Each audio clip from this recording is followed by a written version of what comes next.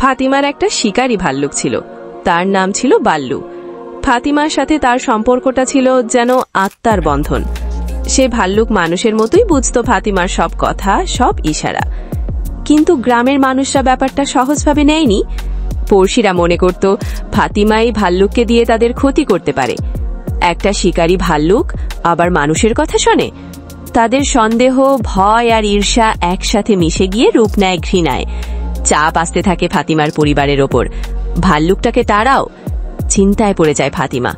তার চোখে মুখে দ্বিধা, মনের ভেতরে যুদ্ধ। অবশেষে একদিন ভোরবেলা সে বাল্লুকে নিয়ে যায় জঙ্গলে। চোখে পানি, কণ্ঠে চাপা কান্না নিয়ে ফাতিমা বলে, তুই এখন মুক্ত, পালিয়ে যা বাল্লু। ভাল্লুকটা কিছু না বলে চেয়ে থাকে শুধু। চোখে একরাশ প্রশ্ন, এক বিন্দু বিদায়। তারপর ফাতিমা ফিরে আসে গ্রামে। কিন্তু ফিরে এসেই সে শুনে এক ভয়ানক খবর।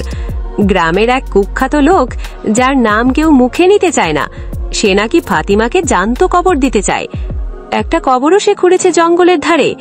গ্রামের লোকেরা চুপচাপ, কেউ পাশে দাঁড়ায় না।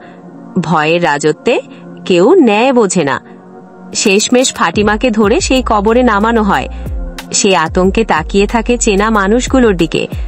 মনের ভেতর তখন ভেসে উঠে তার ভাল্লুক বাল্লুর মুখ। চান কি জানতে সেই ভয়ানক দুষ্ট লোক কি ফাতিমাকে কবর দিতে?